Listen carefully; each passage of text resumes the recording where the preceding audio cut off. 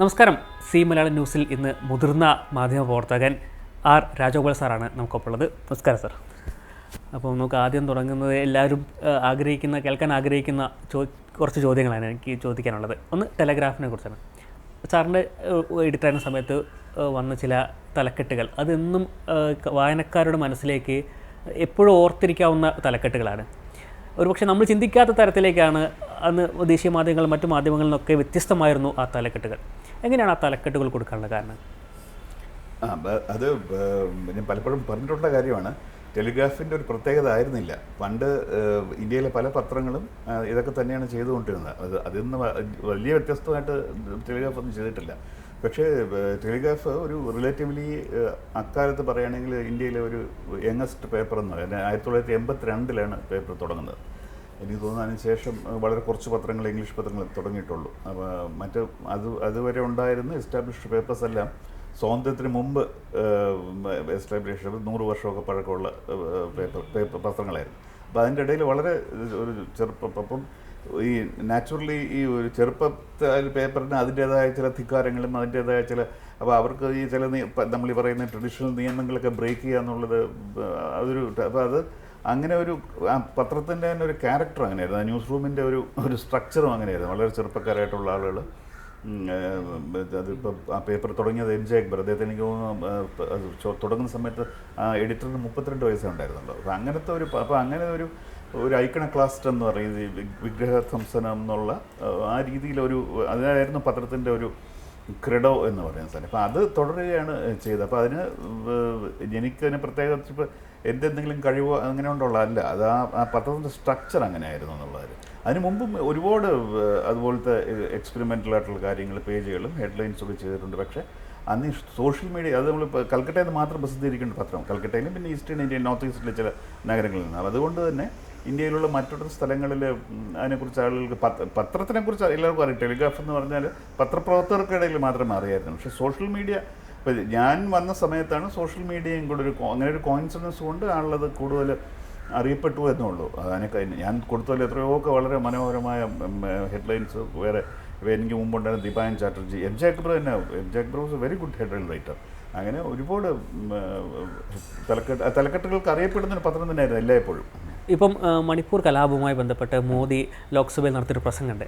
അതിൽ എനിക്ക് തോന്നുന്നു കുറേ ലൈനുകൾ ബ്ലബ്ല എന്നടിച്ച് ഏറ്റവും അവസാനം ഒരു 2 വരി അതിനെക്കുറിച്ച് മാത്രമേ കിട്ടും. മറ്റു മാധ്യമങ്ങൾ അന്ന് മോദിയുടെ പ്രസംഗം ഒന്നാകെ കൊടുത്ത സമയത്ത് ടെലഗ്രാഫ് വ്യത്യസ്തമായ രീതിയിൽ അന്ന് അങ്ങനെ കൊടുത്തത്. അത് ഒരു പക്ഷേ വായിക്കുന്നവർക്ക് കണ്ടൻറ്റ് ഇത്രേ പറഞ്ഞുള്ളൂ, ബാക്കി മുഴുവൻ ഗ്യാസ് അടിച്ച് വിട്ടാണെന്ന് കാണുന്നവർക്കും മനസ്സിലാവുന്ന തരത്തിലായിരുന്നു ആ ഒരു പേജ് അന്ന് സെറ്റ് ചെയ്തല്ലേ? അല്ല, ഇത് പറ്റുന്ന പലപ്പോഴും നമുക്ക് ഇത് നരേന്ദ്രമോദി മാത്രമല്ല ഇങ്ങനെ സംസാരിക്കുന്നത്. നമ്മുടെ ഒരുപാട് രാഷ്ട്രീയ പാർട്ടികൾ മാത്രമല്ല, കോർപ്പറേറ്റുകൾ, നമ്മൾ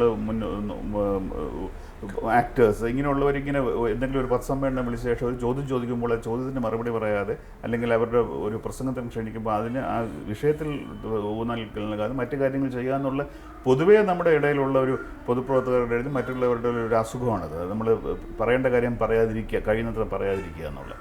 പക്ഷേ അത് അന്ന് പ്രധാനമന്ത്രി ചെയ്ത വളരെ ഗുരുതരമായൊരു ഇഷ്യൂ ആയിരുന്നു. മണിപ്പൂരിനെ കുറിച്ച് ഇത്രയും അദ്ദേഹം ഏകദേശം 70 ദിവസങ്ങൾക്കധികം മൗനം പാലിച്ച ശേഷം അത് ബ്രേക്ക് ചെയ്ത ശേഷം പിന്നീട് പാർലമെൻറ്റിൽ നടക്കുന്ന ഒരു ഡിബേറ്റാണ്. അപ്പോൾ അദ്ദേഹം ഇത്രയും വളരെ നീണ്ട അദ്ദേഹം ഒരു പ്രസംഗം നടത്തി. എനിക്ക് തോന്നുന്നു 2.25 മണിക്കൂർ, തീർച്ചയായും എനിക്ക് ഓർമ്മ ശരിയാണെങ്കിൽ വളരെ ദീർഘമായൊരു പ്രസംഗത്തിൽ മണിപ്പൂരിന് വേണ്ടി വളരെ കുറച്ച് സമയം മാത്രം ചെലവഴിച്ചപ്പോൾ അപ്പോൾ അത് നമ്മൾ സാധാരണ നമ്മുടെ ഭാഷയിൽ കൂടി നമ്മുടെ റിപ്പോർട്ടിങ്ങുകളിൽ പറയുകയാണെങ്കിൽ അതൊരു കമൻ്റായിട്ട് മാറും, അതൊരു എഡിറ്റോറിയലായിട്ട് മാറും. ന്യൂസ് പേപ്പറിൻ്റെ ഒരു പ്രശ്നമുള്ളത് ന്യൂസും വ്യൂസും കൂടി മിക്സ് ചെയ്യാൻ പാടില്ല. അക്കാര്യത്തിൽ ഞാൻ വിശ്വസിക്കുന്നില്ല അങ്ങനെ മിക്സ് ചെയ്യാൻ പാടില്ല എന്ന്. പക്ഷേ നമുക്കൊരു പേജ് 1 ഒരു എഡിറ്റോറിയൽ എഴുതാൻ പറ്റില്ല, പ്രധാനമന്ത്രി ഇങ്ങനെ ചെയ്യേണ്ടിയിരുന്നു അങ്ങനെ ചെയ്യേണ്ടിയിരുന്നു എന്ന്. അത് നമുക്ക് എഡിറ്റ് പേജിലേ പറ്റുള്ളൂ. പക്ഷേ ഈ മുഖപ്രസംഗമൊക്കെ എത്ര പേര് വായിക്കുന്നുണ്ടോ എന്നുള്ളത് നമുക്ക് വലിയൊരു ചോദ്യമാണ്. വളരെ പ്രധാനപ്പെട്ട ഒരു സംഭവമാണ് ന്യൂസ് പേപ്പറിൻ്റെ എഡിറ്റോറിയൽ എന്ന് പറയുന്നത്. ആ പേജ് വളരെ സീക്രട്ട് ആയിട്ടുള്ള പേജൊക്കെ ആണെങ്കിൽ പോലും എനിക്ക് ഉറപ്പില്ല എത്ര വായനക്കാരെ വായിക്കുന്നുള്ളത്. അപ്പോൾ നമ്മുടെ കമ്മ്യൂണിക്കേഷൻ്റെ ഒരു ലിമിറ്റേഷൻ കൂടെയാണ്. എനിക്ക് എങ്ങനെ അത് റിപ്പോർട്ട് ചെയ്യണമെന്ന ഇതാണ് ന്യൂസ് എന്നുള്ള വ്യക്തതയുണ്ട് നമുക്ക്. പക്ഷെ അതെങ്ങനെ പ്രതിഫലിപ്പിക്കണം എന്ന് അതൊരു ഔട്ട്റൈറ്റ് കമൻ്റ് അല്ലാതെ എങ്ങനെ അപ്പോൾ അതുകൊണ്ട് മാത്രമാണ് ഈ ബ്ലാബ്ല എന്ന് പറഞ്ഞാൽ വലിയൊരു കമൻ്റാണ്. പക്ഷേ അതൊരു അൺകോമൺ. ഞാൻ പുതിയതൊന്നും പറയില്ല, ഇതൊക്കെ ഇതിനു മുമ്പ് മറ്റു പത്രങ്ങളിൽ ചെയ്തിട്ടുള്ള കാര്യങ്ങളാണ്. ഞാൻ പറയാം, ഞാൻ പുതുതായിട്ട് എന്തെങ്കിലും ഇന്നോവേറ്റീവ് അങ്ങനെ ചെയ്തതല്ല. നമ്മുടെ ഒരു ഭാഗ്യം കൊണ്ടും മറ്റതുകൊണ്ടും ആ സമയത്ത് തക്ക സമയത്ത് നമുക്കിതെല്ലാം ഓർമ്മ വരുന്നതാണ് മറ്റുള്ളവർ ചെയ്തത്. അതുകൊണ്ട് ഇതെല്ലാം ഈ ജേർണലിസം എന്ന് പറഞ്ഞാൽ ഒരു ഓർമ്മയുടെ തുടർച്ചയാണ്. അതാരും നമ്മളൊന്നും ഇൻവെൻറ്റ് ചെയ്യുന്നില്ല, പഴയ കാര്യങ്ങൾ തന്നെയാണ്. നമ്മൾ ചെല്ലു പറയും ആകെ ലോകത്തിൽ ഒരു ന്യൂസ് ഇവൻ്റേ ഉണ്ടായിട്ടുള്ളൂ. പിന്നെ അതായത് ഈ ഈഡൻ ഗാർഡനിൽ ആപ്പിൾ കടിച്ചു എന്നുള്ളതാണ് ന്യൂസ്. പിന്നെ ഉള്ളതെല്ലാം അതിൻ്റെ തുടർച്ചയായ സംഭവങ്ങളാണ്. അപ്പോൾ ഒറിജിനൽ ന്യൂസ് ഒറിജിനൽ സീൻ എന്ന് പറയുമ്പോൾ ആ ന്യൂസ് അത് മാത്രമേ ഉള്ളൂ. പിന്നീട് അതിൻ്റെ വകഭേദങ്ങളാണ് ബാക്കിയുള്ള എല്ലാ വാർത്തകളും. അപ്പോൾ ആരെങ്കിലും പറയുകയാണെങ്കിൽ ഞാൻ ജേർണലിസ്റ്റിൽ മറ്റേ കണ്ടുപിടിച്ചു, ഞാനാണ് ആദ്യം ചെയ്യുന്നത്, മൗഢ്യമാണ്. അപ്പോൾ ഇത് അപ്പോൾ അതിനകത്ത് നമുക്ക് ചെയ്യാൻ പറ്റുന്നത് ഈ കാര്യങ്ങളെക്കുറിച്ചുള്ള അറിവുകൾ ആ തക്ക സമയത്ത് നമുക്ക് ഓർമ്മ വരുന്നതല്ല. അറിവുകൾ ഒരുപാട് വരുന്നുണ്ട്, പക്ഷെ പലർക്കും പറ്റുന്നത് ആ കറക്റ്റ് സമയത്ത് ഓർമ്മ വരില്ല എന്നുള്ളതാണ്. അപ്പോൾ അതിന് നമ്മൾ ഫുള്ളി നമ്മൾ ന്യൂസ് റൂമിൽ ഇമേഴ്സ് ആയിരിക്കുക എന്നുള്ള ഇമേഴ്സീവ് ജേർണലിസം. നമ്മളതിൻ്റെ മുഴുവൻ അതിനകത്ത് വേറെ ഒന്നിനും ഫോക്കസ് ചെയ്യാതെ വേറെ ഒരു അതാണ് ഒരു ജേർണലിസ്റ്റ് എന്ന് പറഞ്ഞ പ്രൊഫഷൻ്റെ ഏറ്റവും വലിയ ചലഞ്ച് അതാണ്. അതായത് നമുക്ക് ഒരുപാട് ഡിസ്ട്രാക്ഷൻസ് ഉണ്ട് നമ്മുടെ ദൈനംദിന ജീവിതത്തിൽ. EMI അടയ്ക്കണം, മറ്റു കാര്യങ്ങൾ. അപ്പോൾ അതിനിടയ്ക്ക് ഇതും കൂടെ കൊണ്ടുപോകാമെന്നുള്ള നോക്കില്ല. ഇതാണെങ്കിൽ ഇതൊരു 365 ഡേയ്സ് ഫുൾ 360 ഡിഗ്രി അങ്ങനെയുള്ളൊരു ഇതുണ്ട്. അപ്പോൾ ഇങ്ങനെ ഓർമ്മ വരുമ്പോൾ നമ്മൾ കമ്മ്യൂണിക്കേറ്റ് ചെയ്യുമ്പോൾ പുതിയ രീതിയിൽ, അല്ലെങ്കിൽ അൺകോമൺ എന്ന് മാത്രം പറയുന്നു, പുതിയതെന്ന് പോലും പറയുന്നത് തെറ്റാണ്. അങ്ങനെ അൺകോമൺ രീതിയിൽ കമ്മ്യൂണിക്കേറ്റ് ചെയ്യാൻ വഴികൾ അന്വേഷിച്ചു എന്നുള്ളത് മാത്രമാണ് നമ്മൾ ചെയ്തത്. ഇത് സാറ് പറഞ്ഞ ഒരു ഓർമ്മ മാത്രം പോരാ, അത്യാവശ്യം ധൈര്യം കൂടി വേണം അങ്ങനെ കൊടുക്കണമെങ്കിലും. ഇല്ല, ധൈര്യം എന്ന് പറഞ്ഞാൽ അത് നമ്മുടെ പല എനിക്കോട് സിനിമയും പോപ്പുലർ കൾച്ചർ ഉണ്ടാക്കിയ ഒരു മിത്താണ്. ധൈര്യം എന്ന് പറഞ്ഞാൽ നമ്മൾ ജീവിക്കണമെങ്കിൽ രാവിലെ എണീറ്റ് കഴിഞ്ഞ് നമ്മൾ വീട്ടിൽ നിന്ന് പുറത്തിറങ്ങി എല്ലാ മനുഷ്യർക്കും ധൈര്യം വേണം. നമ്മളെക്കാട്ടി ഒരു ഓട്ടോറിക്ഷ ഡ്രൈവർക്ക് നമ്മളെക്കാട്ടി ധൈര്യം വേണം. കാര്യം അയാൾക്ക് ഒരു ഉറപ്പുമില്ല അന്ന് എത്ര യാത്രക്കാരെ കിട്ടും. അയാൾക്ക് ആ യാത്രക്കാരെ കിട്ടിയില്ലെങ്കിൽ വൈകുന്നേരം ഭക്ഷണം വാങ്ങിക്കാനില്ല. നമുക്ക് പക്ഷേ ആ ഒരു റിസ്ക് ഇല്ല. ഞാൻ എന്ത് ചെയ്താലും മാസാവസാനമാകുമ്പം ശമ്പളം കിട്ടുന്ന ഒരു റീസണബിൾ ഉറപ്പ് എനിക്കുണ്ട്. പക്ഷേ നമ്മുടെ നാട്ടിൽ ജീവിക്കുന്ന എത്രയോ ആളുകൾ ഒരു ഉറപ്പുമില്ലാതാണ് രാവിലെ അവർ കുടുംബമായിട്ട് വീട്ടിൽ നിന്ന് പുറത്തിറങ്ങുന്നത്. തിരിച്ച് വരുമ്പോൾ എന്തെങ്കിലും കൊണ്ടുവരാൻ പറ്റുമോ? നമ്മൾ പഴയ ഹണ്ടർ ഗാദറർ എന്ന് പറയുന്ന അതേ ഇതാണ് ഇപ്പോഴും, പുതുതായിട്ടൊന്നും നടക്കുന്നില്ല. ഓരോരുത്തരും പോകുന്ന ഫുഡ് ഹണ്ട് ചെയ്യുക എന്നുള്ളതാണ് നമ്മുടെ ആത്യന്തികമാക്കുക. അത് നമുക്കൊരു ഉറപ്പുണ്ട് എന്തെങ്കിലും നമുക്ക് തിരിച്ചു കൊണ്ടുവരാൻ പറ്റുന്നു അവർക്ക്. അപ്പം ധൈര്യം എന്ന് പറയുന്നത് വേണ്ടത് മുതലാളിമാർക്ക്, മാനേജ്മെൻറ്റുകൾക്കുമാണ്. അത് പലപ്പോഴും ഒരു പത്രാധിപർക്കോ ജേർണലിസ്റ്റിനോ അല്ല ധൈര്യം വേണ്ടത്. ജേർണലിസ്റ്റിന് നമ്മുടെ പണി ചെയ്യാനുള്ള അവസരം ഒരുക്കി തരികയാണ് അവർ ചെയ്യേണ്ടത്. ഈ അവസരം ഒരുക്കുന്നതിനാണ് പലരും ധൈര്യം എന്നും മറ്റു കാര്യങ്ങളും എന്ന് പറയുന്നത്. അപ്പം ഈ ധൈര്യം എന്ന് പറയുന്നത് അതെനിക്ക് തോന്നുന്നത് അതൊരു മിസ്നോമർ എന്ന് പറയും. അങ്ങനെ ധൈര്യത്തിൻ്റെ ആവശ്യമില്ല. അതിനെക്കാട്ടും ധൈര്യം നമുക്ക് പുറത്തിറങ്ങി, ഇപ്പോൾ ഡൽഹിയിൽ നമ്മൾ താമസിക്കുന്ന ഒരാൾക്ക് ഏറ്റവും കൂടുതൽ ധൈര്യം വേണ്ട പുറത്തിറങ്ങി വായു ശ്വസിക്കുക എന്നുള്ളതല്ലേ. ഭയങ്കര ധൈര്യം വേണ്ട ആ വായു ശ്വസിക്കാൻ. പക്ഷെ അത് നമ്മൾ അവർക്ക് ഒരു ക്രെഡിറ്റും കൊടുക്കുന്നില്ല. അതേസമയം ഒരു AC റൂമിനകത്തിരിക്കുന്ന ഒരു പത്രാധിപർക്ക് എന്തിനാണ് ധൈര്യമല്ല. നമ്മൾ ജോലി ചെയ്യാനുള്ള അവസരം മറ്റുള്ളവർ ഉണ്ടാക്കി തരണം. അതിനകത്ത് അങ്ങനെ അവസരം ഉണ്ടാക്കി തരികയാണെങ്കിൽ ആ സർക്കംസ്റ്റൻസ് എല്ലാം ശരിയായിട്ട് വരികയാണെങ്കിൽ പിന്നെ നമുക്കൊരു എക്സ്ക്യൂസ് ഇല്ല. പിന്നെ നമ്മൾ ചെയ്യേണ്ട ജോലി നമ്മൾ ചെയ്യണം, അല്ലാതെ ധൈര്യം എന്നല്ല. അത് ഈ പലപ്പോഴും നമ്മുടെ സർക്കാരുകൾ പറയണം ഞങ്ങൾ അത് റോഡ് ഉണ്ടാക്കുന്നത് അവരുടെ കടമയാണ്. That's why they are elected. അത് വലിയൊരു ക്രെഡിറ്റ് ആയിട്ട് പറയുന്നത്. അപ്പം നമ്മളും പലപ്പോഴും നമ്മുടെ പൊതുസമൂഹവും പൊതു ചർച്ചകളിലും ഒക്കെ ഈ ധൈര്യം എന്ന് പറയുന്നത് എനിക്കൊണ്ട് ധൈര്യം ഈസ് ഹൈലി ഓവർ റേറ്റഡ് എന്നുള്ള ഇതാണ്. ഇത്തരത്തിൽ തലക്കെട്ടുകളും ഇത്തരത്തിലുള്ള ലേഖനങ്ങളും ഒക്കെ കൊടുക്കുന്ന സമയത്ത് ഏതെങ്കിലും തരത്തിൽ ഭീഷണി ഫോണുകളൊക്കെ വരുന്നുണ്ട്? അല്ല, ഭീഷണി എന്ന് പറഞ്ഞാൽ കൊടുക്കുന്ന സമയത്ത് കാര്യം പിറ്റേ ദിവസം കൊടുത്തു കഴിഞ്ഞിട്ടാണ് ആൾ അറിയുന്നത്. അപ്പോൾ നാച്ചുറലി ചെയ്യൂ ഒരു ജനാധിപത്യത്തിൽ ഈ എന്താ പറയണ്ട ബഹുസ്വരത എന്ന് പറഞ്ഞാൽ അതിൻ്റെ എന്താണ് ആത്യന്തികമായിട്ട് നമ്മളുമായിട്ട് മറ്റുള്ളവർ എഗ്രി ചെയ്യുന്നില്ല എന്നുള്ള ആ ഒരു സ്പേസ് ഉണ്ട്. അപ്പോൾ പലർക്ക് തീർച്ചയായിട്ടും ഇപ്പം നമ്മളൊരാളെ കളിയാക്കുകയാണെങ്കിൽ കളിയാക്കപ്പെട്ട ആ വ്യക്തിക്ക് അവർ സ്വയം ഒരു ഇരയായിട്ടാണ് അവർ കണക്കാക്കപ്പെടുന്നത്, ഒരു വിക്റ്റിമായിട്ട്. ആ വിക്റ്റിം ഒരിക്കലും അത് എൻജോയ് ചെയ്യാൻ പറ്റും തോന്നുന്നില്ല. അപ്പോൾ അതിന് നാച്ചുറലി ആയിട്ട് അതിനെതിരായിട്ട് അവർക്ക് വിഷമം ഉണ്ടാകാൻ ഇതുണ്ട്. അവർ വിഷമം ചിലപ്പോൾ കുറച്ച് കഴിയുമ്പോൾ കോപമായിട്ട് മാറും, കോപം ചിലപ്പോൾ പകയായിട്ട് മാറും. അതെല്ലാം ഓരോ സ്റ്റേജാണ്. അപ്പോൾ എനിക്കങ്ങനെ ചിലരൊക്കെ വിളിച്ചിങ്ങനെ പണ്ട് നമ്മുടെ തിരുവനന്തപുരം പക്ഷേ പള്ള് വിളിക്കുക എന്ന് പണ്ട് പറയും, തെറി വിളിക്കുക എന്നുള്ളത് അതൊക്കെ ഉണ്ടായിട്ടുണ്ട്. പിന്നെ ഭീഷണിപ്പെടുത്തൽ ഇങ്ങനെ അത് കേസ് കൊടുത്തിട്ടുള്ളവരുമുണ്ട്. അപ്പോൾ അത് പാർട്ട് ഓഫ് ദി ജോബ്. അപ്പോൾ ഇതൊന്നും ഞാൻ നേരത്തെ പറഞ്ഞ പോലെ ഇതൊന്നും നമുക്ക് എന്തെങ്കിലും എക്സെപ്ഷൻ, ഇത് എല്ലാ തൊഴിലിലും എല്ലാവരും നേരിടുന്ന പ്രശ്നങ്ങളാണ്. ഓരോ ഈ മറ്റുള്ള ചീത്ത എത്ര പേർക്ക് തല്ലുകൊള്ളുന്നു ഓരോ കാര്യങ്ങൾക്ക് ഓരോ ദിവസം. നമുക്ക് തല്ലൊന്നും ഇതുവരെ കൊണ്ടിട്ടില്ല, ഇനി എപ്പോൾ കൊള്ളുന്ന അറിയില്ല. അപ്പോൾ ഇത് നമ്മൾ this is part of the par for the course നമ്മൾ പറയും. അങ്ങനെ ഇപ്പം പത്രത്തിനൊക്കെ പണ്ട് ഈ ഭാഷാ മൂല്യവർദ്ധനയൊക്കെ വലിയ പങ്കുണ്ടായിരുന്നു. പക്ഷേ ഈ TV ജേർണലിസ്റ്റിലേക്ക് വരുമ്പോൾ അത് എത്രത്തോളമാണ് എന്നതാണ് ഇപ്പോൾ വരുന്നൊരു ചോദ്യം. അത് ഏത് ടെലിവിഷൻ ആണ് നമ്മളതിന് വീണ്ടും ഇങ്ങനെ ജനറലൈസ് ചെയ്യുന്ന ശരിയല്ല. ഇപ്പോൾ ടെലിവിഷൻ എന്ന് പറഞ്ഞാൽ ടെലിവിഷൻ ചാനലുകളുടെ പ്രത്യേകം പേരുകൾ പറയേണ്ടത്. ഇപ്പോൾ BBC എന്ന് പറയുന്ന ചാനൽ അവർ ഉപയോഗിക്കുന്ന ഭാഷ വളരെ കേൾക്കാൻ വളരെ സുഖമാണ്. അത് അവർ പറയുന്ന റിപ്പോർട്ടിങ്ങിനൊക്കെ ഒരുപാട് പ്രശ്നങ്ങളുണ്ട്. ഇപ്പം ട്രംപിൻ്റെ കാര്യത്തിൽ അടുത്ത കാലത്തേക്ക് കോൺട്രവേഴ്സിയൊക്കെ ഉണ്ടെങ്കിൽ BBC റിപ്പോർട്ടേഴ്സ് ഉപയോഗിക്കുന്ന ഭാഷയൊക്കെ നല്ലൊരു സുഖമാണ് നമുക്ക്. അതിലിപ്പോൾ രവീഷ് കുമാർ എന്ന് പറഞ്ഞൊരു ഹിന്ദി ജേർണലിസ്റ്റ്, അദ്ദേഹത്തിൻ്റെ ഭാഷ കേൾക്കാൻ വളരെ സുഖകരമായ ഒരു അനുഭവമാണ് നമുക്ക്.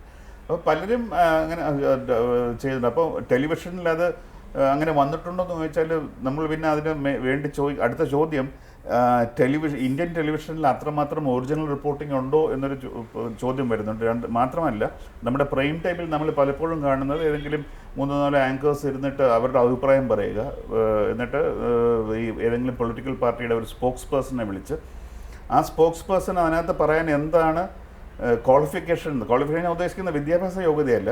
ഒരാളെ ഒരു സ്പോക്സ് പേഴ്സണെ വിളിക്കുമ്പോൾ അയാൾ ആ സബ്ജക്റ്റ് എക്സ്പേർട്ടാണോ അതൊന്നും നോക്കാതെയാണ് അവർ പറയുന്നത്. അപ്പോൾ പലപ്പോഴും ഭാഷയേക്കാൾ എനിക്ക് തോന്നുന്ന ഒരു വ്യൂവർ എന്ന നിലയിൽ എന്നെ ഇൻസൾട്ട് ചെയ്ത്, കാര്യം അവർ പറയുന്ന അബദ്ധങ്ങളും മറ്റു കാര്യങ്ങളും കേൾക്കുമ്പോൾ തന്നെ മനസ്സിലാവും ഈ പറയുന്ന വ്യക്തിക്ക് അദ്ദേഹം പറയുന്നത് എന്താണെന്ന് യാതൊരു ഐഡിയയുമില്ല.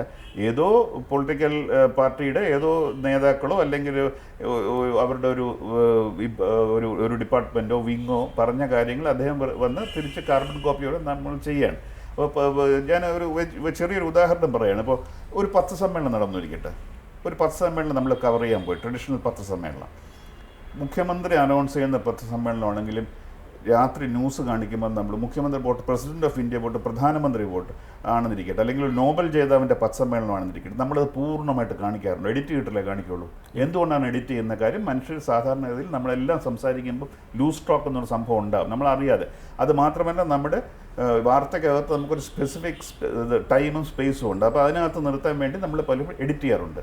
എന്നാൽ ഈ നമുക്ക് യാതൊരു ക്രെഡിബിലിറ്റി ഇല്ലാത്ത കുറേ ആളുകൾ വൈകുന്നേരം വന്ന് അവർ സംസാരിക്കുന്ന യാതൊരു എഡിറ്റിങ്ങും ഇല്ല, പൂർണ്ണമായിട്ട് കാണിക്കുന്നത്. ഇത് റീഡേഴ്സിൻ്റെ ഇൻസൾട്ടിങ് ഇല്ല. അപ്പോൾ ന്യായമായ രീതിയിൽ ഭാഷയിലുള്ള അപ്പോൾ അൺഎഡിറ്റഡ് കോപ്പിയാണ്. അതായത് ഒരു ജേർണലിസ്റ്റിൻ്റെ കയ്യിൽ കൂടി കടന്നു പോകാത്തൊരു സംഭവമാണ് ടെലിവിഷൻ ചാനലുകൾ എന്ന് വൈകുന്നേരം ആളുകളുടെ മേലിൽ അടിച്ചേൽപ്പിക്കുന്നത്. അപ്പോൾ അങ്ങനെ ഒരു പത്രം ചെയ്യുകയാണെങ്കിൽ പത്രം 2 ദിവസം നമ്മൾ പൂട്ടുമല്ലേ. നമ്മൾ അൺഎഡിറ്റഡ് ഒരു എഡിറ്റ് ചെയ്യാത്ത ഒരു വാർത്ത ഒരു പത്രം പ്രസിദ്ധീകരിക്കണേ എന്തുമാത്രം കോൺട്രവേഴ്സി ഉണ്ടാവും. അപ്പോൾ അത് ഒരു പത്രം മുഴുവൻ പത്രത്തിൻ്റെ ഫ്രണ്ട് പേജ്, അപ്പോൾ ഒരു പത്രത്തിൻ്റെ ഫ്രണ്ട് പേജ് പോലെ ടെലിവിഷൻ്റെ പ്രൈം ടൈം ഇത്, അപ്പോൾ അൺഎഡിറ്റഡായിട്ട് അവിടെ ഇരിക്കുന്ന ആൾക്കോലും കൺട്രോൾ ഇല്ല എന്നുള്ളതാണ്. എന്തൊക്കെ വാദോടെ വിളിച്ച് പറയുന്നു, ഈ വൈറൽ ചെയ്തുപോലെ വിളിച്ച് പറയുന്നു, അതിനുശേഷം അവർ പോകുന്നു. അപ്പോൾ ഇതെല്ലാം കാണാൻ വിധിക്കപ്പെട്ട ഒരു ജനതയായിട്ട് നമ്മളിങ്ങനെ അതിൻ്റെ മുമ്പേ മിണ്ടാതിരിക്കണം എന്ന് അതിനകത്ത് ഒരു ലാക്ക് ഓഫ് റെസ്പെക്റ്റ് എന്നുള്ള കാര്യം, ബഹുമാനിക്കുന്നില്ല ഓഡിയൻസിനെ ബഹുമാനിക്കാത്തൊരു. അപ്പോൾ അത് വരുമ്പോൾ ഭാഷ ഒരു പ്രശ്നമായിരിക്കും, തീർച്ചയായിട്ടും ഭാഷ പ്രശ്നമാണ്. പക്ഷേ അതിനെക്കാട്ടി ഫണ്ടമെൻ്റൽ പ്രശ്നങ്ങളുണ്ടെന്ന് എനിക്ക് ചിലപ്പോൾ തോന്നാറുണ്ട്. ഇപ്പോൾ സാറ് സൂചിപ്പിച്ച പോലെ തന്നെ ഈ പ്രാദേശിക മാധ്യമങ്ങളുടെ ഈ കിടപിടുത്തം തന്നെ അത് വാർത്തയുടെ മൂല്യം തന്നെ മാറ്റിമറിക്കുന്ന തരത്തിലേക്ക് മാറുന്നുണ്ട്. അല്ല, വാർത്തയുടെ മൂല്യം ഞാൻ പറയുന്ന വാർത്ത ചെയ്യുന്നില്ല എന്നുള്ളതാണ്. ഇപ്പോൾ നടക്കുന്നത് എന്താണ്, ഒരു പത്രസമ്മേളനം നടക്കുകയാണെങ്കിൽ ഇത് കവർ ചെയ്യും. ഒരു രാഷ്ട്രീയ നേതാവ് പത്രസമ്മേളനം വിളിച്ച് കവർ ചെയ്യും. അല്ലെങ്കിൽ വൈകുന്നേരം അഭിപ്രായങ്ങൾ പറയും. അതല്ലാതെ ഞാൻ പറഞ്ഞ ഒറിജിനൽ റിപ്പോർട്ടിംഗ് എന്ന് പറഞ്ഞാൽ വളരെ നടക്കുന്നുണ്ടായിരിക്കും, പക്ഷേ വളരെ കുറച്ച് നടക്കുന്നത്. അപ്പോൾ അതുകൊണ്ട് വാർത്തയുടെ മൂല്യത്തെക്കുറിച്ച് ഇപ്പോൾ ഇപ്പോൾ ഇവിടെ കേരളത്തിൽ നടക്കുന്ന പല സംഭവങ്ങളെ കുറിച്ചാണ് പറയുന്നത്. നമുക്കിപ്പോൾ കേരളത്തിലൊരു ഏത് ടെലിവിഷൻ ചാനലായിക്കോട്ടെ, ടെലിവിഷൻ മീഡിയ, അവർ അടുത്ത കാലത്ത് ബ്രേക്ക് ചെയ്ത ഒരു സ്റ്റോറി പറയാൻ പറ്റുന്ന, ഞാൻ ഈ ചെറിയ കാര്യങ്ങളല്ല വളരെ ഇമ്പാക്റ്റ് ഉണ്ടായിട്ട് ബ്രേക്ക് ചെയ്ത സ്റ്റോറി ചോദിച്ചാൽ, ഇപ്പോൾ ഒരു മന്ത്രി സ്ഥലമിടപാടിൽ, അതല്ല ഞാൻ ഉദ്ദേശിച്ചത്. ഞാൻ സ്ഥലമിടപാടിൽ മന്ത്രിക്ക് രാജിവെക്കുന്നുണ്ട് അങ്ങനെയൊക്കെ ചിലർ ക്ലെയിം ചെയ്തു, അതല്ല ഞാൻ ഉദ്ദേശിച്ചത്. ഞാനിപ്പോൾ ഒരു സ്റ്റോറി, അതായത് ഡീപ്പ് സൊസൈറ്റിയിൽ ഇമ്പാക്റ്റ് ഉണ്ടാക്കുന്ന സ്റ്റോറി പറഞ്ഞാൽ വളരെ എനിക്ക് തോന്നുന്നു വളരെ ലിമിറ്റഡ് ആയിരിക്കും, ഒരു വിരലെണ്ണാവുന്ന സ്റ്റോറികളായിരിക്കും. അപ്പം സ്റ്റോറിയുടെ വാല്യൂ നമ്മൾ മെഷർ ചെയ്യണമെങ്കിൽ ആദ്യം സ്റ്റോറീസ് ഉണ്ടാകണം. അത് വേണ്ട രീതിയിൽ ഉണ്ടാകുന്നില്ല എന്നുള്ളൊരു പരാതി എനിക്ക് ഉണ്ട്. പക്ഷേ ഞാൻ ഈ പറയുന്നത് എൻ്റെ വളരെ ലിമിറ്റഡ് ആയിട്ടുള്ള എക്സ്പീരിയൻസ് ഇതാണ്. ഞാൻ അധികം ന്യൂസ് ടെലിവിഷൻ കാണാറില്ല, അതുകൊണ്ട് എനിക്ക് അറിയില്ല എത്രമാത്രം എൻ്റെ ബാക്കിയുള്ളവർ പറയുന്നത്. അപ്പം ഞാൻ പറയുന്ന പൂർണ്ണമായിട്ട് ശരിയാണെന്നില്ല. പക്ഷേ ഞാനൊരു 2020-21 വരെ ഞാൻ എല്ലാ ചാനലുകളും കഴിയുന്നത്ര കാണുമായിരുന്നു. അപ്പോൾ ഞാനീ പറഞ്ഞ ഒരു 4 വർഷം പഴക്കമുള്ള കാര്യമാണ് പറഞ്ഞത്. പുതുതായിട്ട് മാറിയിട്ടുണ്ടോ എനിക്കറിയില്ല. മുതലാളിമാരുടെ താല്പര്യങ്ങൾക്കനുസരിച്ചാണ് പല വാർത്തകളും പോയിക്കൊണ്ടിരിക്കുന്നത്. നമ്മൾ ഓരോ ദിവസവും കാണുമ്പോഴും ആ മുതലാളിമാർ തന്നെ ഈ ചർച്ചയിലും വൈകിട്ടുള്ള ഈ പ്രൈം ടൈം ചർച്ചയിലും വന്നിരിക്കുന്ന നിലപാട് അത് ശരിയാണ്? ഒരു മാധ്യമമോ അല്ലെങ്കിൽ ഈ ഒരു മാധ്യമ പ്രവർത്തനമായി ഒരു ബന്ധമില്ലാത്ത ആളുകൾ ഇത്തരം ചർച്ചയിലേക്ക് പ്രൈം ടൈം ചർച്ചയിലേക്ക് വന്നിരിക്കുന്നത് ശരിയായ നിലപാടാണ്? അത് ചോദ്യത്തിൽ തന്നെ ഉത്തരവുണ്ട്, ഒരിക്കലും അത് ശരിയല്ല. പക്ഷേ തിരിച്ച് പ്രശ്നം വരുന്നത് ഇപ്പോൾ ഇന്ത്യയിലെ ഏറ്റവും വലിയ മാധ്യമ മനോരമയാകട്ടെ മാതൃഭൂമിയാകട്ടെ, ഞാൻ ഈ മാധ്യമം എന്ന് പറയാൻ ഇഷ്ടപ്പെടില്ല. പേര് നമ്മൾ പറയുമ്പോൾ താങ്കൾ റിപ്പോർട്ടർ ചാനലിനാണ് ഉദ്ദേശിച്ചത് തോന്നുന്നു അല്ലേ? അപ്പോൾ ഞാൻ അതിനോട് എനിക്ക് ഒട്ടും യോജിപ്പില്ല അദ്ദേഹം അങ്ങനെ ചെയ്യുന്നത്. പക്ഷേ അദ്ദേഹം പലതവണ ഞാൻ അറിഞ്ഞിട്ടുള്ളത്, ഞാൻ അതിനെക്കുറിച്ച് അന്വേഷിച്ച് പറഞ്ഞത്, അദ്ദേഹത്തിനെക്കുറിച്ച് വളരെയധികം ജേർണലിസ്റ്റിനെ മറ്റു കാര്യങ്ങളെ പഠിച്ച ശേഷമാണ് അദ്ദേഹം പറയുന്നതെന്നുള്ളത്. അത് ഒരു ഭാഗത്തിരിക്കട്ടെ. രണ്ടാമത്തെ ഞാനിപ്പോൾ മനോരമയുടെ എഡിറ്റർ ആരാണ്? ചീഫ് എഡിറ്റർ ആരാണ്? ഞാൻ ജോലി ചെയ്യുന്ന ടെലിഗ്രാഫ് ന്യൂസ് പേപ്പറിന് ജോലി ചെയ്യുന്ന ചീഫ് എഡിറ്റർ ആരാണ്? മനോരമയുടെ മാതൃഭൂമിയുടെ എഡിറ്ററുണ്ട്, ചീഫ് എഡിറ്റർ. ഇവരെല്ലാം ഇവർ ചെയ്യുന്ന ആ എഡിറ്റേഴ്സൊക്കെ ചെയ്യുന്ന കാര്യങ്ങളെ ഇദ്ദേഹം ചെയ്തുള്ളൂ. അപ്പോൾ ഒരു വ്യത്യാസമുണ്ട്. ഇപ്പോൾ മനോരമയുടെ കുടുംബത്തിൽ അവർ ചീഫ് എഡിറ്റർ എന്നൊക്കെ പേര് വെച്ചിട്ടുണ്ടെങ്കിലും അവർ വന്ന് അവരുടെ അഭിപ്രായം പറയാറില്ല എന്നുള്ള ഇതുണ്ട്. പക്ഷെ ഞാൻ പറയുന്നത് അങ്ങനെ ചീഫ് എഡിറ്റർ എന്ന ഒരു തസ്തിക വെച്ച ശേഷം അവർ എഴുതുന്നില്ല എന്ന് പറഞ്ഞാൽ അവരുടെ ജോലി ചെയ്യുന്നില്ല എന്നുള്ള അർത്ഥം. അവർ ചെയ്യണം. അപ്പോൾ ഞാൻ അതിൽ കുറ്റം കാണുന്നില്ല. പക്ഷേ നമ്മൾ നോക്കേണ്ടത്, ഒരു മുതലാളി വന്ന് ഒരിക്കലും നമുക്ക് കാണുമ്പോൾ വല്ലതും തോന്നും, ഇത് എങ്ങനെ ചെയ്യേണ്ടിയിരുന്നോ എന്ന് തോന്നും. പക്ഷേ അദ്ദേഹം പറയുന്നത്, ഞാൻ അറിഞ്ഞ അദ്ദേഹം മുതലാളിയായിട്ടല്ല, അദ്ദേഹം ഒരു ജേർണലിസം പഠിച്ച ശേഷം വന്നതാണെന്ന് പറഞ്ഞു. അപ്പോൾ ഞാൻ പറയുന്നത് ഇത് കാര്യം നമ്മുടെ കൺട്രോളിലല്ല. ഇപ്പം എനിക്കിഷ്ടപ്പെട്ടാലോ താങ്കൾക്ക് ഇഷ്ടപ്പെട്ടാലോ ഈ പറയുന്നവർ പറയുന്ന നിർത്താൻ പോലും. അപ്പം നമുക്ക് ചെയ്യാവുന്ന, അവരെ ജഡ്ജ് ചെയ്യേണ്ടത് അവർ പറയുന്ന കണ്ടന്റ് എന്താണെന്നുള്ളത്. അതിനകത്ത് എന്തെങ്കിലും അതിനെയാണ് നമ്മൾ ജഡ്ജ് ചെയ്യേണ്ടത്. അതായത് ആ മനുഷ്യന് അല്ലെങ്കിൽ ആ ഒരു വ്യക്തിക്ക് അത് ചെയ്യാനുള്ള സ്വാതന്ത്ര്യം ഉണ്ടോ എന്ന് ചോദിച്ചാൽ, കാര്യം മാധ്യമം എന്ന് പറഞ്ഞാൽ ഇത് അതിൻ്റെ അർത്ഥം തന്നെ ഒരു നമ്മുടെ വയാമീഡിയ എന്നല്ലേ. അപ്പോൾ ആർക്ക് വേണമെങ്കിലും സംസാരിക്കാം, അതിലെനിക്ക് തെറ്റില്ല. പക്ഷേ അതിനകത്ത് പറയുന്ന ഒരാൾക്ക് അയാളുടെ മുതലാളി ആയതുകൊണ്ട് മാത്രം അയാൾ പറയുന്നതിൽ കൂടുതൽ വിശുദ്ധി ഉണ്ടെന്നോ കൂടുതൽ ശരിയുണ്ടെന്നോ എന്നൊരു പ്രശ്നം വരുമ്പം, അല്ലെങ്കിൽ കൂടുതൽ വിശ്വാസ്യത കൊടുക്കണം എന്നൊക്കെ ആവശ്യപ്പെടുമ്പോൾ പ്രശ്നം ഉണ്ടാവും. അല്ല, അവിടെയൊക്കെ വരുന്നത് ഇപ്പം അയാളുടെ നിലപാടിനനുസരിച്ച് എഡിറ്റോറിയലുള്ള മറ്റ് ജേർണലിസ്റ്റുകൾക്കും നിൽക്കേണ്ടി വരുന്ന ഒരു സാഹചര്യം ഉണ്ടാവില്ലേ?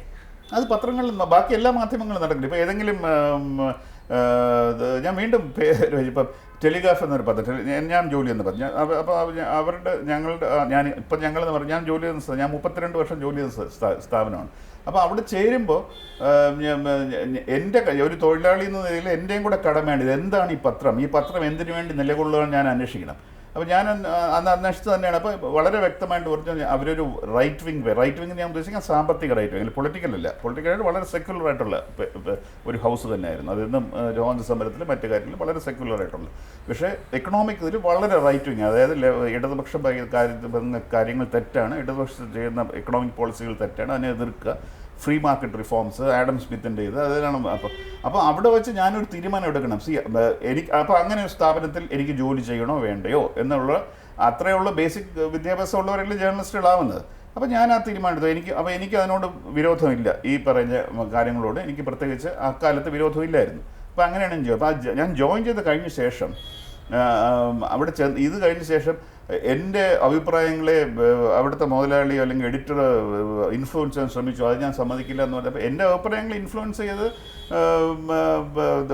അത് എൻ്റെ അഭിപ്രായങ്ങൾ എൻ്റെ ആയിരിക്കും. പക്ഷേ ആ പത്രത്തിൽ ജോലി ചെയ്യുമ്പം ആ പത്രത്തിൻ്റെ എഡിറ്റോറിയൽ പോളിസിക്ക് അനുസരിച്ചല്ലേ പ്രവർത്തിക്കാൻ പറ്റുള്ളൂ. അപ്പോൾ ഇൻഫ്ലുവൻസിങ് എല്ലാ സ്ഥലത്തും നടക്കുന്നുണ്ട്. അത് ടെലിവിഷൻ ചാനലിൽ ഈ മുതലാളി ചാനലിൽ മാത്രമല്ല ചെയ്യുന്നത്, എല്ലാ മാധ്യമ സ്ഥാപനങ്ങളിലും ഉടമസ്ഥരുടെ നയമനുസരിച്ച് തന്നെയാണ് പത്രങ്ങൾ പുറപ്പ്. പക്ഷേ അതിനകത്ത് നമുക്ക് കുറച്ച് സ്പേസ് കണ്ടുപിടിക്കാൻ പറ്റും. വളരെ ചുരുങ്ങിയ കുറച്ച് ഫ്ലെക്സിബിലിറ്റിയും കുറച്ച് റൂം ഫോർ മെനുവർ എന്ന് പറയുന്ന സ്പേസ് ഉണ്ട്. ആ സ്പേസ് നമ്മൾ മാക്സിമം ഉപയോഗപ്പെടുത്തുക. അതും നമുക്കൊരിക്കലും അങ്ങനെ നമ്മളൊരു പരിധി വിട്ട് അങ്ങനെ ആ സ്പേസ് ഉപയോഗപ്പെടുത്താൻ ശ്രമിച്ചാൽ എനിക്ക് പറ്റിയ ഒരു സംഭവിക്കും. പക്ഷേ അത് ഇപ്പോൾ 7 വർഷം ഞാൻ എഡിറ്ററായിരുന്നു. 7 വർഷം എഡിറ്ററായിട്ടിരിക്കുന്ന ചില്ലറ കാര്യമല്ല. 7 വർഷത്തിന് കൂടുതലൊന്നും ഒരു മനുഷ്യൻ ഒരു ന്യൂസ് റൂം ലീഡർഷിപ്പിൻ്റെ ആഗ്രഹിക്കാനും പാടില്ല. കാര്യം അത് സ്റ്റെയിലായി പോകും. നമ്മൾ 7 വർഷത്തിൽ കൂടുതൽ നമ്മുടെ ഇതും നമ്മുടെ നയങ്ങളും വരുമ്പോൾ അത് ലീഡർഷിപ്പ് മാറിക്കൊണ്ട് തന്നെ ഇരിക്കണം. ഇപ്പോൾ എന്തുകൊണ്ടാണ് 5 വർഷം കൂടുമ്പോൾ സർക്കാരും വരുന്നത്, അതുപോലെ ഞാൻ പറയുന്ന എല്ലാ പത്രങ്ങളിലും 5 വർഷം കൂടുമ്പോൾ ലീഡർഷിപ്പ് പൊസിഷനും മാറണം എന്ന് തന്നെയാണ് എൻ്റെ അഭിപ്രായം. ഇപ്പം ദേശീയ തലത്തിൽ നമ്മൾ നോക്കുകയാണെങ്കിൽ പൊതുവെ പ്രതിപക്ഷം ദുർബലമാണ്. അവിടെ ആ ചുമതല കൂടി വഹിക്കേണ്ട പത്രങ്ങൾ അത് എത്രത്തോളം അത് പൂർത്തീകരിക്കാൻ കഴിയുന്നുണ്ട്?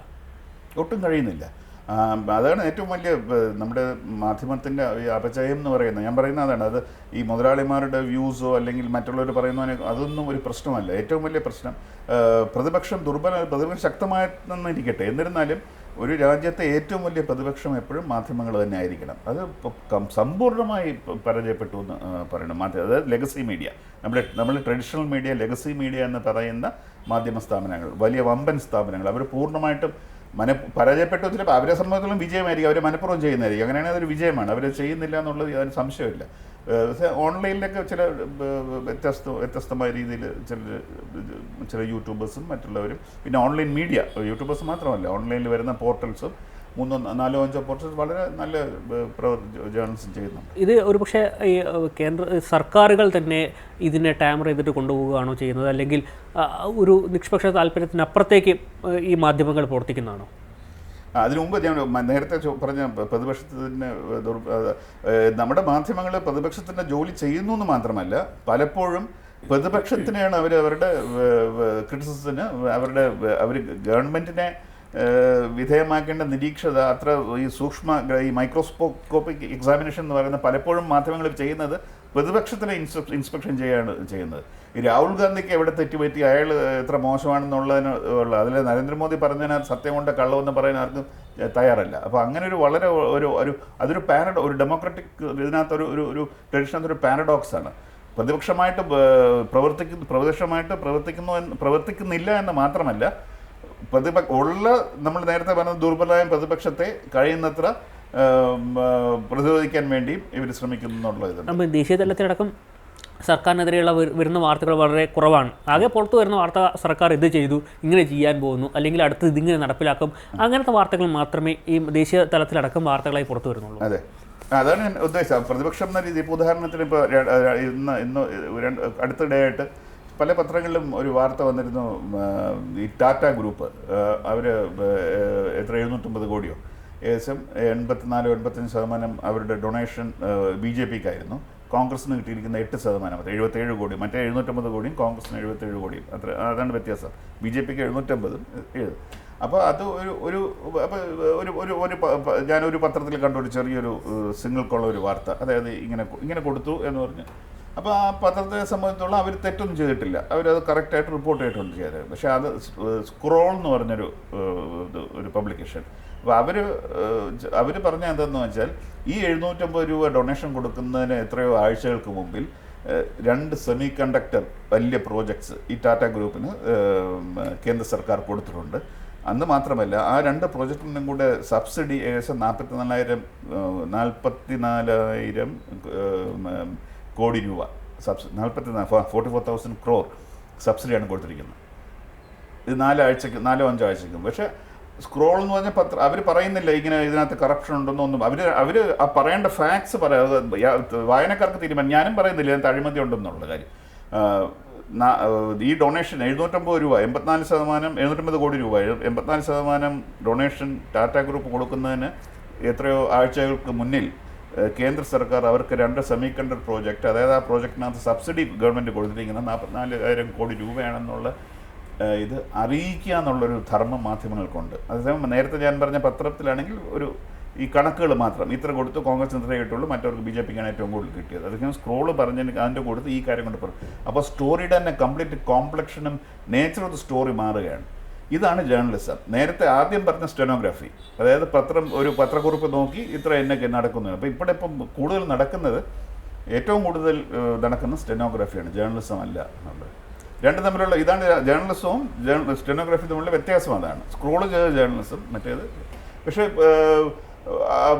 ഇനിയും സ്ക്രോളിന് ആരും ചിലപ്പം ടാറ്റ ഗ്രൂപ്പ് കേസ് കൊടുക്കും, മറ്റൊരു ഇഷ്യൂ സ്ക്രോൾ അതിനകത്തോടത്തും അഴിമതി നടന്നുകൊണ്ട് പറയുന്നില്ല. അവർ അതിൻ്റെ സീക്വൻസ് പറഞ്ഞിട്ടുണ്ട്, ബാക്കി നമുക്ക് ജനങ്ങൾക്ക് തീരുമാനിക്കാം. അതായത് പറയാനുള്ള ഫാക്ട് പറഞ്ഞു വെക്കുന്നു, ഫാക്ട് മാത്രം പറഞ്ഞാൽ പോലെ അതിൻ്റെ പുറമുള്ള ബാക്ക്ഗ്രൗണ്ടും കൂടെ ആവശ്യത്തിന് പറയണം. അപ്പോഴാണ് ജേർണലിസം വന്നത്. ഇപ്പം നേരത്തെ പറഞ്ഞ പോലെ ഈ ഭരണകൂടങ്ങളൊക്കെ ഈ സർക്കാരിനെതിരെയുള്ള വാർത്തകൾ ചെയ്യാതിരിക്കാനായി പത്രങ്ങളെയും ഒപ്പം മാധ്യമ സ്ഥാപനങ്ങളെയും ഒക്കെ തടയിടാൻ ശ്രമിക്കുന്നുണ്ട്. ഇപ്പോൾ ഈ സംസ്ഥാന തലത്തിലാണെങ്കിലും ദേശീയ തലത്തിലാണെങ്കിലും ഞാൻ ഒരുപാട് പത്രാധിപർ പറയുന്ന കേട്ടിട്ടുള്ളത് പലപ്പോഴും ഫോൺ വിളികൾ വരാറുണ്ട്, അവർക്ക് ഭീഷണി. പക്ഷെ എൻ്റെ കാര്യത്തിൽ അങ്ങനെ ഒരു ഭീഷണി നേരിട്ടിട്ടില്ല. അപ്പോൾ പക്ഷെ ഞങ്ങൾ ആ ടെലിഗ്രാഫ് എന്ന് പറഞ്ഞാൽ ഈസ്റ്റേൺ ഇന്ത്യയിൽ മാത്രമുള്ള വളരെ ചെറിയ പേപ്പറാണ്. ഞങ്ങളുടെ സർക്കുലേഷൻ അന്നെന്തോ 2 ലക്ഷമോ 1.25 ലക്ഷം രൂപ അത്ര കോപ്പി ഉള്ളവർ അത് എന്ന് പറയുമ്പോൾ മനോരമ 20 ലക്ഷമാണ് വിൽക്കുന്നത്. ടൈംസ് ഓഫ് ഇന്ത്യ എനിക്കോട് 15 ലക്ഷം. അപ്പോൾ അത് വെച്ച് നോക്കുമ്പോൾ നമ്മൾ ഒന്നുമല്ല, ചെറിയൊരു. അതുകൊണ്ടാണോ എന്ന് എനിക്കറിയില്ല. എൻ്റെ 34 വർഷത്തെ ഇതിനകത്ത് ഒരു ദിവസം പോലും ആരും എന്നെ വിളിച്ച് ഒരു രാഷ്ട്രീയ നേതാവും വിളിച്ച് BJP നേതാക്കൾ ഉൾപ്പെടെ ആരും എന്നെ വിളിച്ച് പബ്ലിഷ് ചെയ്യരുതെന്നോ എന്നൊന്നും പറഞ്ഞിട്ടില്ല. പബ്ലിഷ് ചെയ്ത് കഴിഞ്ഞ് തീർച്ചയായിട്ടും ഒരുപാട് പ്രശ്നങ്ങൾ ഉണ്ടായിട്ടുണ്ട്. പക്ഷേ അത് ഞാൻ പറഞ്ഞ പോലെ എല്ലാവർക്കും അഭിപ്രായമുണ്ട്. അവർക്ക് ഇപ്പം ഞാൻ പറഞ്ഞ തെറ്റാണെന്ന് പറയാൻ പൂർണ്ണ സ്വാതന്ത്ര്യം കോൺഗ്രസ്സുകാർക്കുണ്ട്, BJPക്കാർക്കുണ്ട്, എല്ലാവർക്കും CPM-നുണ്ട്. അവരത് പറഞ്ഞിട്ടുണ്ട്. അത് പറയുമ്പോൾ സഭ്യമായ രീതിയിൽ പറഞ്ഞാൽ അതിനകത്തൊരു ഡീസൻസി ഉണ്ട്. പക്ഷേ അത് നമുക്ക് ഇൻസിസ്റ്റ് ചെയ്യാൻ പറ്റില്ല. ഇപ്പം ആളുകളെ ഏത് രീതിയിൽ കോപം പ്രകടിപ്പിക്കാമെന്ന് പറയാനുള്ള അധികാരമൊന്നും നമുക്കില്ല. അങ്ങനെ അത് പക്ഷേ അപ്പം എനിക്ക് പലപ്പോഴും തോന്നുന്നത് ഈ പല പത്രാധിപരും കുറച്ച് എക്സാഗ്രേറ്റ് ചെയ്യുന്നുണ്ടെന്ന് എനിക്ക് സംശയമുണ്ട്. അവർ വിളിച്ച് ഭീഷണിപ്പെടുത്തി അതുകൊണ്ടാണ് സ്റ്റോറി വരാത്തത്. എനിക്ക് തോന്നുന്നത് ഒരു ന്യായീകരണം, റാഷണലൈസേഷൻ എന്ന് പറയുന്നത്. നമുക്ക് ഇഷ്ടമില്ലാത്ത കാര്യങ്ങൾ ചെയ്തു കഴിഞ്ഞാൽ അത് നമ്മൾ റാഷണലൈസ് ചെയ്യാൻ ശ്രമിക്കും പലരും. അതാണെന്നാണ്. പക്ഷെ അങ്ങനെ അല്ലായിരിക്കാം ഞാൻ പറയുന്നത്. ഈ പറയുന്ന പത്രാധിപർ അവരോട് ഞാൻ പറയുന്നത് നിങ്ങൾ ഇങ്ങനെ പറഞ്ഞിട്ട്, അതുകൊണ്ട് ഞാൻ വളരെ അൺപോപ്പുലറാണ്, ഇൻഡസ്ട്രിയിലും വളരെ അൺപോപ്പുലറായിട്ടുള്ളൊരു ജേർണലിസ്റ്റാണ് ഞാൻ. കാരണം ഇങ്ങനെയുള്ള എന്നോട് പല എഡിറ്റേഴ്സും പറയുമ്പോൾ ഞാൻ പറയും നിങ്ങൾ ഇങ്ങനെ പറഞ്ഞാൽ പോരാ, ആരാണ് ഏത് സമയത്താണ് നിങ്ങളെ വിളിച്ചതെന്ന് പറയുന്നത്. ഇവർ ഗവൺമെൻറ്റിൽ നിന്ന് കോൾ വരും. ഗവൺമെൻറ് എന്ന് പറഞ്ഞാൽ it's A faceless, it's A humongous body. അങ്ങനെ പറഞ്ഞിട്ട് കാര്യമില്ല. ഇന്ന വ്യക്തി ഇന്ന ദിവസം ഇന്ന സമയം ഈ സ്റ്റോറി എന്നെ വിളിച്ചു, എന്നിട്ട് നിങ്ങൾ പിറ്റേ ദിവസം ക്യാരി ചെയ്തോ ഇല്ലയെന്നും കൂടി പറയണം. അല്ലാതെ സ്റ്റോറി പൂർത്തിയാവില്ല. ഒരു ക്യാരി ചെയ്തില്ല, എന്തുകൊണ്ട് ക്യാരി ചെയ്യില്ല, ഇയാൾ പറഞ്ഞത് നിങ്ങൾ പേടിച്ചു പോയോ? അപ്പോൾ ഇവരിങ്ങനെ കോൺസ്റ്റൻ്റ് ആയിട്ട് ഞങ്ങൾക്ക് അത് ഭീഷണി വരുന്നുണ്ട്, മറ്റേ വരുന്നുണ്ട്. ഞാൻ പറഞ്ഞാൽ അങ്ങനെ പറഞ്ഞിട്ട് കാര്യമില്ല. ഇത് പറയാനുള്ള ആർജവം നിങ്ങൾ കാണിക്കണം. ഞാൻ പറഞ്ഞു പബ്ലിക്കായിട്ടല്ല, പ്രൈവറ്റായിട്ട് എന്നെ കൺവിൻസ് ചെയ്യണമെങ്കിൽ എനിക്ക് ഈ ഡീറ്റെയിൽസ്. അപ്പം അൺഫോർച്ചുനേറ്റ്ലി എനിക്ക് ആരും ഇതുവരെ അങ്ങനെ ഒരു ഫോർച്ചുനേറ്റ്ലി ഒരു അൺഫോർച്ചുനേറ്റ്ലി പറയാൻ പറ്റില്ല.